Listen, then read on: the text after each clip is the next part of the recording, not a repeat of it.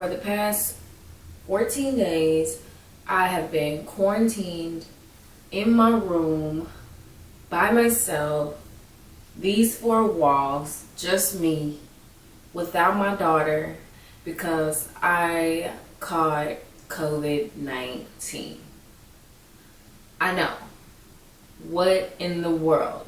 Of all the scary things going on and how insane 2020 is, I get caught directly in the crossfire, and this deadly virus that's killing people all around the world is in my home.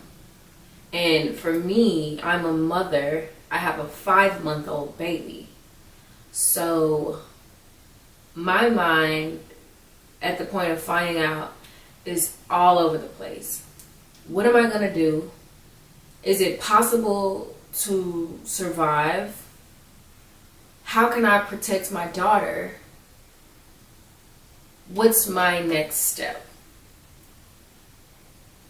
Honestly, I was completely lost. Luckily, this is the one time in the world, well, probably every time in my opinion, that I can thank being an OCD mom.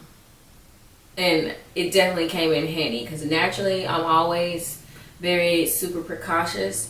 And during this time, I felt like that natural instinct of just always being OCD really helped during this time, even though it definitely created a lot of anxiety. Now, I bet you're wondering, so what I did with my baby during this time. For me, unfortunately, I was not able to send my baby elsewhere, which heightened my fear because obviously, if you're dealing with COVID-19, you probably want everybody out of the home elsewhere until you're safe and until it's safe to be back in the same environment that you're in. But unfortunately, that was not an option for me. When I was tested, my man was tested as well. Obviously, we wanted to just make sure that if, I was feeling weird, maybe he should get tested as well, and then we go from there. Even maybe get the baby tested, which is probably the number one thing that was on my mind. So our results came back in. It took probably about 2 days. Now, I wanted to go to a local CVS or Walgreens to get tested because it was free testing, and I heard that people were getting their results within about an hour or so. And I just thought it'd be the most convenient thing to do. But when I would go to Walgreens, I called Walgreens and asked them about their testing, and they're saying, okay, well, you have to sign up online. So you do this questionnaire online, and it asks you about your symptoms and how you're feeling, and that's how they predetermine if you're even eligible for a free test. And I was eligible for a test. However, all the appointments that were available were booked. So here I am. I feel, fairly decent at this point, but there's just this thought in the back of my mind because I did come in contact with someone who let me know that they tested positive for COVID-19. So I was like, okay, well, let me try to get tested. 2 days passed by, still not able to get an appointment. So I'm like, you know what I'll do is I'm just going to go into the ER. I'm just going to go to the emergency room and go get tested there because at this point, I can't take it anymore. It's like, just a thought in the back of my mind of what if. So I go to the emergency room. I get tested. Just my luck because I called the day prior to asking if, I should come in for COVID-19. And the triage nurse let me know that it was a full house. If I wanted to come, it would probably be about, a few hours until I could be seen. So I waited till the next day And just my luck, there was not a wait. It wasn't super busy. As far as what I could see, we were in and out as far as the process could go. That was the fastest that I've went to that doctor so many times just throughout my pregnancy and everything else. So that was the quickest that I was ever in and out there, and the quickest that I had ever been seen. Like literally, as soon as I got in, I was able to be seen. So me and my man, we get our test done. First of all, that had to been amongst the most uncomfortable thing that I've ever done in my life. So, you know, they check our vital signs and they have my little finger on the little monitor or whatever, just trying to see what's going on, or, you know, if everything looks normal. Obviously, that wasn't, you know, the difficult part until it's time to do the nose swabs. So there's 2 swabs. The first swab, she has a Q-tip, just a wooden stick Q-tip, and she goes just a little bit, not too far, but far enough to be like, okay, you know, don't really want anyone in my nose, you know, but it wasn't that uncomfortable and it did not hurt. So I was like, okay, well, this wasn't bad. And then the nurse goes, well, wait, there's one more swab, and what I just did will be nothing comparable to what I'm gonna do.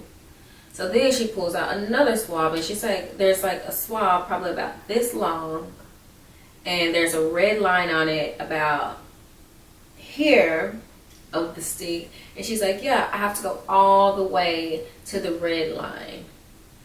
And at this point, I'm freaking out because when it comes to doing things that are uncomfortable, I have a hard time. Like, if you're gonna try to draw blood, give me a shot, stick something further down my nose than what's ever been in my life, I'm gonna need a moment. So she skipped me because she was sick of going back and forth with me, being like all paranoid and nervous. So she just went and did my man. He got his out of the way. And so she leaves and she's like, just your luck, I don't have another swab in the room, so I'm gonna leave. I'm gonna go get another swab and then I'll be back, and this gives you time to rest.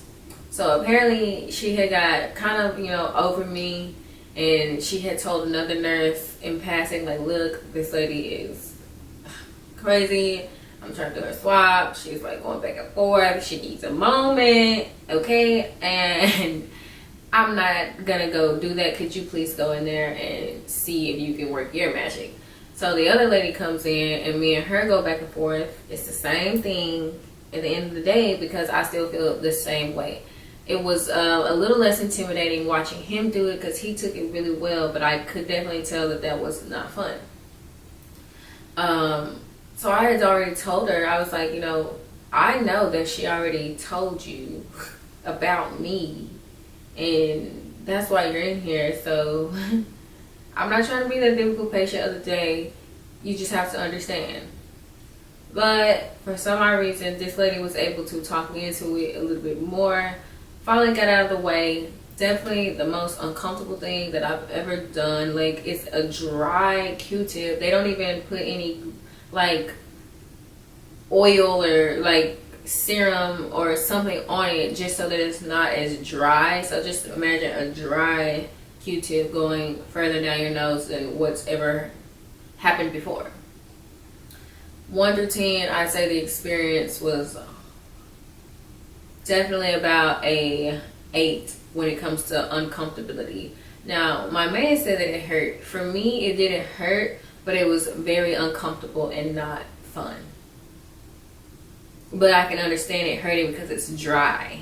So it's in your nose, and that's just not cool. But anyway, so we finally get that out of the way. And we're waiting on our results. The results come back in about 2 days. And I tested positive. He tested negative. Okay. In my head, at that very moment, I was like, okay, thank you, God. I know. Well, not that I have corona. Like, not thank you that I have corona. But thank you that I have, like, one of us doesn't have it. So that person can take care of our baby. because honestly, we don't really let anyone babysit our baby or take care of our baby, especially because, you know, she was born around the time of this pandemic. So for us, it's just most comfortable with us having our own kid, either me or him only. Like, she's never been anywhere overnight. She's never been babysat before. Maybe like 2 times, maybe 3, 4 times, probably 4 times max by my mom. And even then, it was only a couple of hours, possibly while we went grocery shopping or something like that. And it was really quick and we hurried back. So I felt really good that he didn't have it, because instantly, okay, one of us is going to be okay to take care of our daughter. But the bad part was that even though he tested negative and I tested positive, the nurses and the doctors let us know that there's a possibility that all 3 of us, even though his test was negative, there's a possibility that all 3 of us have it. And at this point, our baby hasn't been tested, and I'll get to that. There's still a possibility that all 3 of us have it, because they said that he probably got tested early, so it's not showing in his system. Like, maybe I have it and he has it too, but it's just too early to tell as far as testing goes. And they were saying as far as the baby goes, you know, the situation is super uncomfortable. So they said just assume that she has it, assume that all 3 of you guys have it. So because he tested negative, let him take care of the baby just in case he is negative. But honestly, there's more than a possibility that he actually does have it, even though he was tested negative, and possibly, definitely the baby as well, because, clearly you have been taking care of your baby since before you came in and throughout the wait period, of course. So, just assume that we all have it as a family, and for all of us to quarantine in the same home and not leave to be around other people because we could spread it. And at this point, this is where I kind of started freaking out, because in my head, I want to go with the best case scenario, and that's that I have it and no one else does, and we can keep them safe and I can get through this.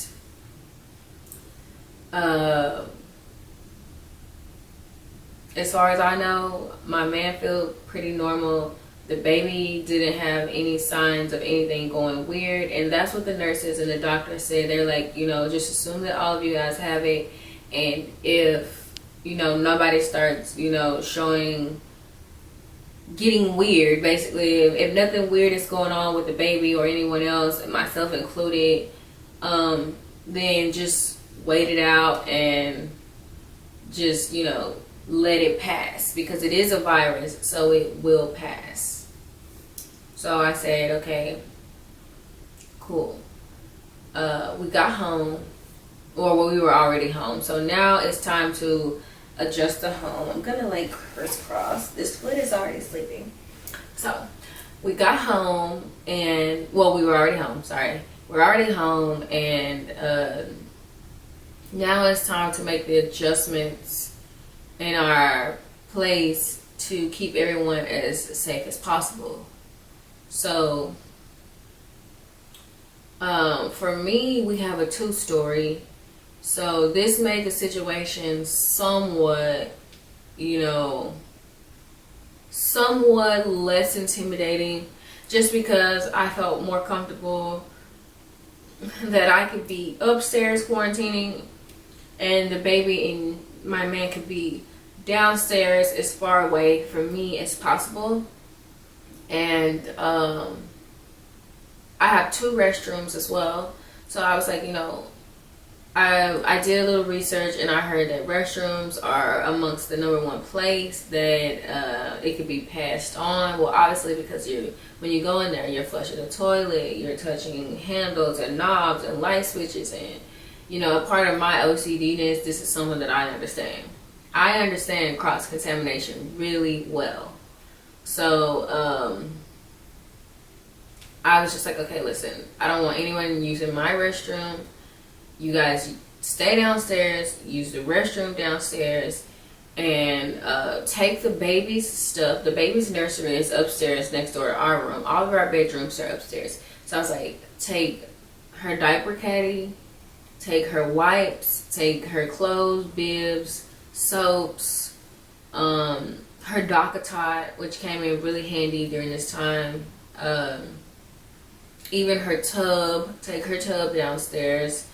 Anything that your diaper creams, anything that you're gonna need for the baby, take it downstairs. That way you have absolutely no reason to come upstairs, as well as take things for yourself downstairs. And so he did. And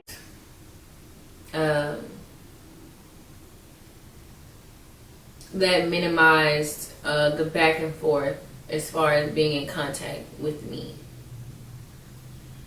Okay, but the only thing is that we only have one shower.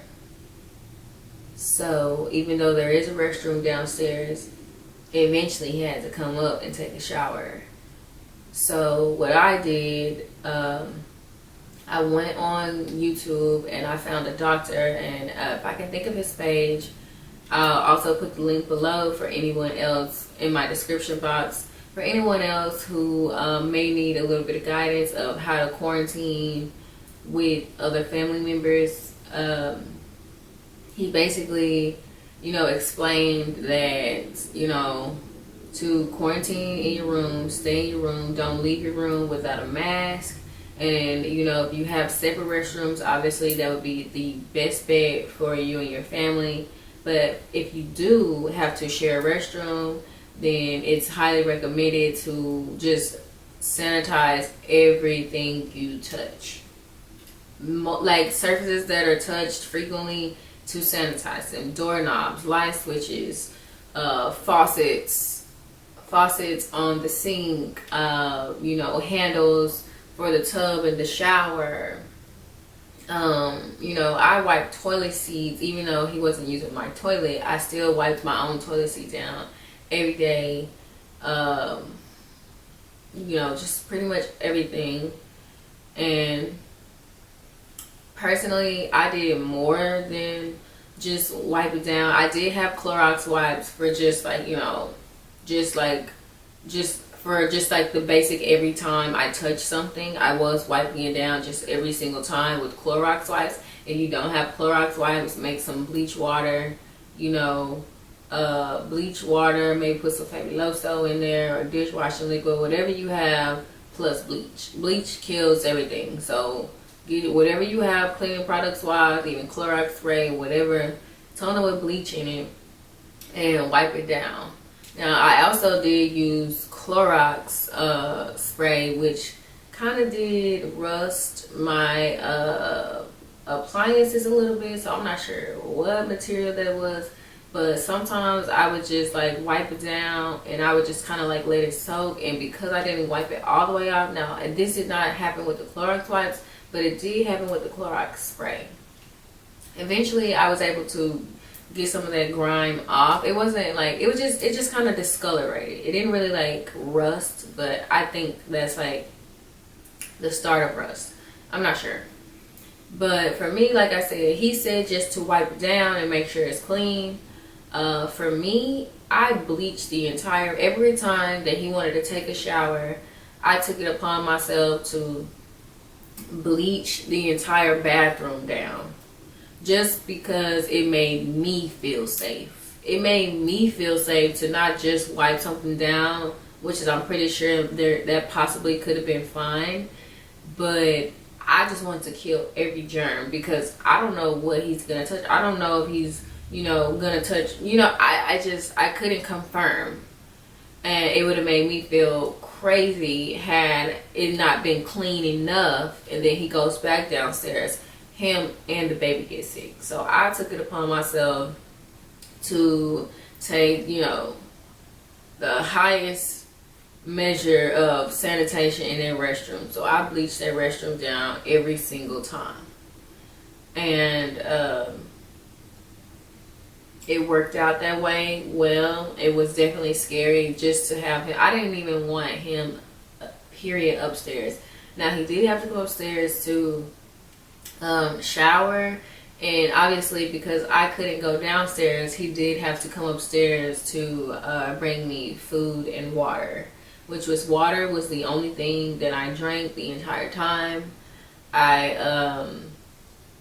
highly recommend that if you do come in contact with COVID-19 and you have to quarantine at home or just anywhere wherever you're quarantining, just strictly stick to drinking water, because anything else, especially something with sugar in it, is bad for you. Sugar during COVID-19 is not good. And I also found that out slightly the hard way, because one night he ordered Wingstop for us, and I had, of course, a lemonade, and obviously you know that Wingstop lemonade is just full of sugar. So after I drank that lemonade, I started feeling like, I don't know what that was. Honestly, I don't know what that was, but it was something. Now, it wasn't like crazy, but when you know your body, you kind of know that something is a little off.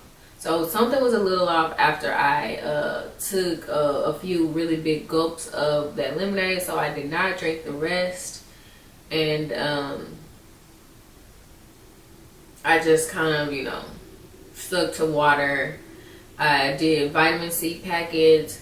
I took elderberry vitamins every day, as well as my women's vitamins as well. Because of the loss of appetite. Now let's talk symptoms. Symptoms that I had was loss of appetite, loss of smell.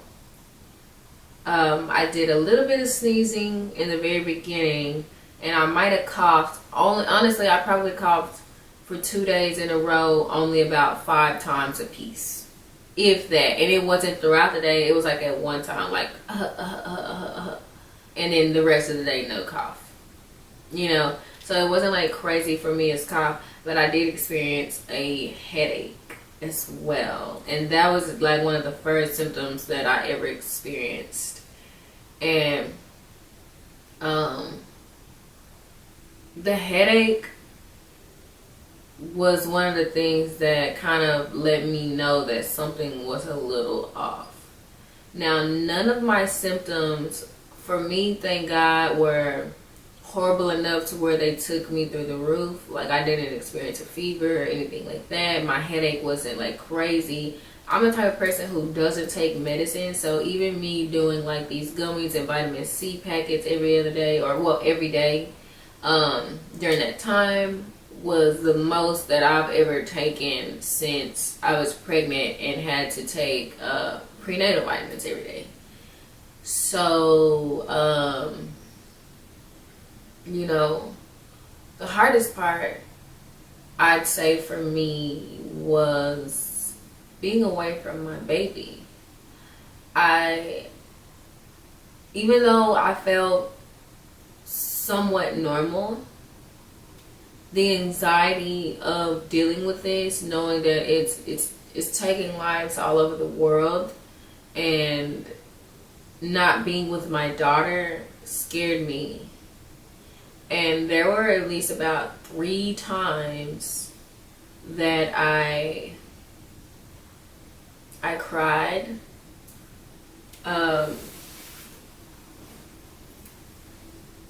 I just missed her, and I just wanted to be with her. And it was scary because even though, again, like I said, I felt fine, it was just a chance that maybe I won't get better, or maybe I won't be with her again, or, you know,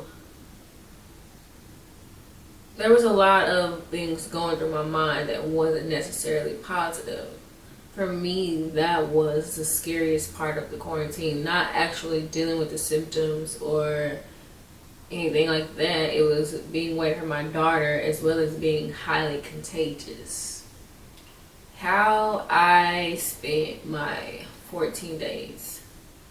Just my luck, and I don't want to say this is lucky because it's actually pretty much sucked for the both of us. But one of my friends also, and I hadn't come in contact with her. This was just another friend that I had. That it was just ironic that we both had COVID-19 at the same time. So when we found that out, we were like, basically, we created a pact. And we were calling each other every day, motivating each other, you know, because we were both pretty much miserable, just kind of being isolated and dealing with what we dealt with. Now, she did have, you know, more of a cough and more of a fever, you know, but at the same time, she was in pretty decent, stable condition as well. Nothing that was overwhelmingly alarming for her. And she also, just like me, was quarantined in the home with her family. And her mom is elderly, so she understood how I felt as far as dealing with COVID in my home, quarantined with my baby. So we both, luckily, and like we said, we both understood how intimidating dealing with this was.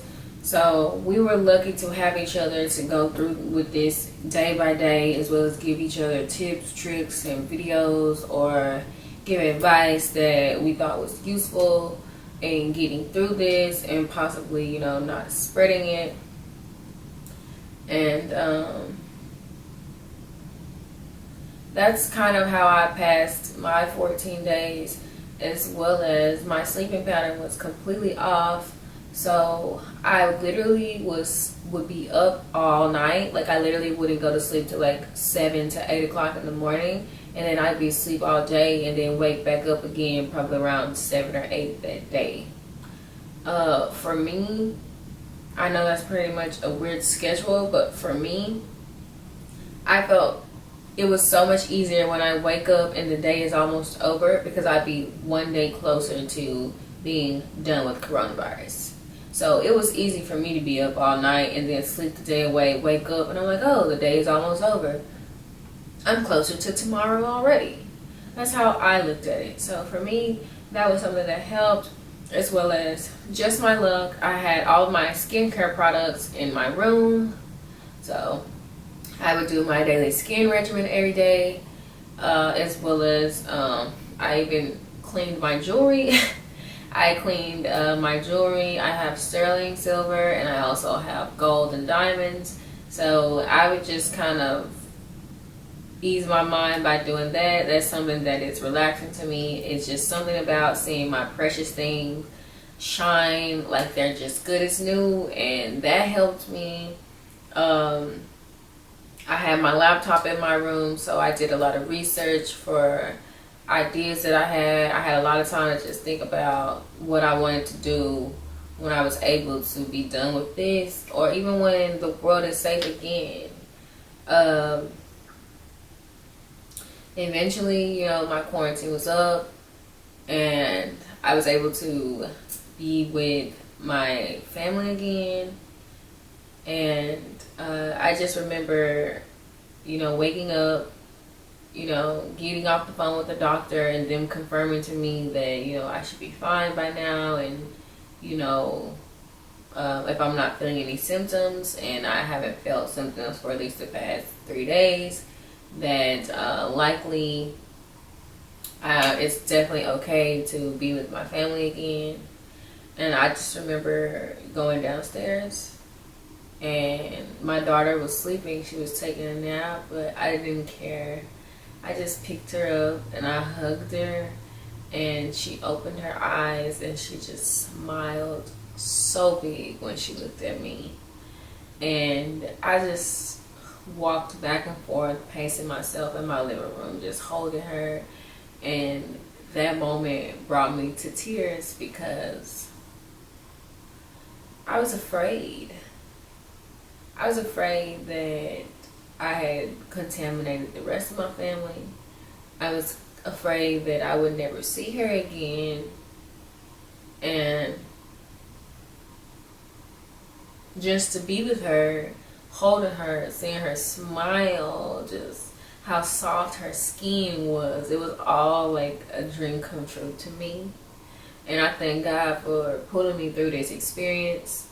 And if you're going through this and you're afraid, you're scared, and your options are limited, I do not want you to give up hope. I want you to know that it is possible now. If you can quarantine your family, quarantine alone, and have your family leave the house and go elsewhere, I say do it if that's an option to you. Because for me, who has really bad anxiety, I couldn't stand the thought of everything it took not to infect everyone else.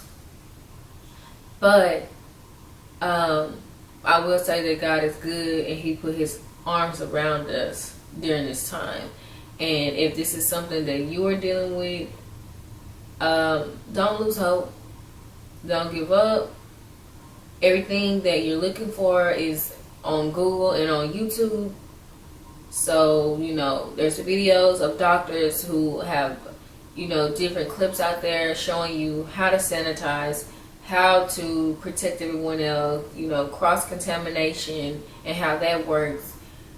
And, the information is there as much as, we can have on this. So, don't hesitate to do your research. And if you are a mom who is away from your baby and getting anxiety during this time, or a father who's away from your family during this time quarantining, do not lose hope. What you're going through is temporary, and be safe. For everyone out there who thinks that COVID-19 is a joke, it's just a game that the government is playing, just to let you know, people in the government are also catching COVID-19. Like, I can't stress it enough. Like, if you can, if it's possible, stay in. Let everything that we enjoyed as far as being social with everyone, let that come when it's supposed to come. Because right now, you don't want to be that person who is dealing with this, or you don't want to be that person that spreads it on to someone else and they may not have the same outcome that you have. So, my biggest advice is to do your part as much as you can, because at the end of the day, I do understand that eventually you have to get out.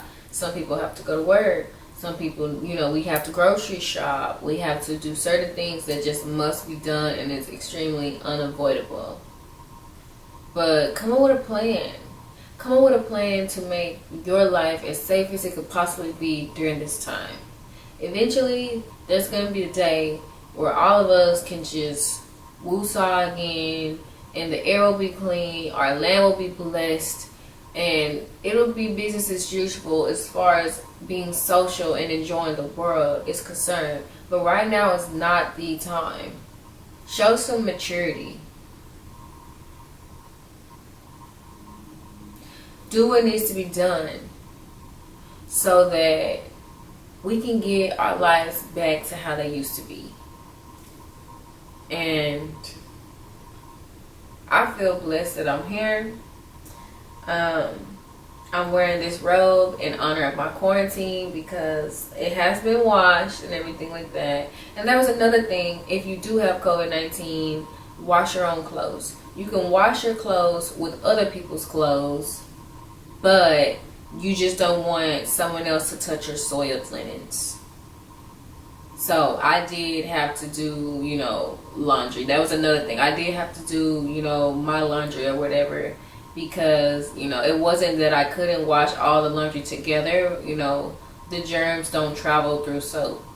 But I didn't, it wasn't the safest thing to have someone touching my soiled linens.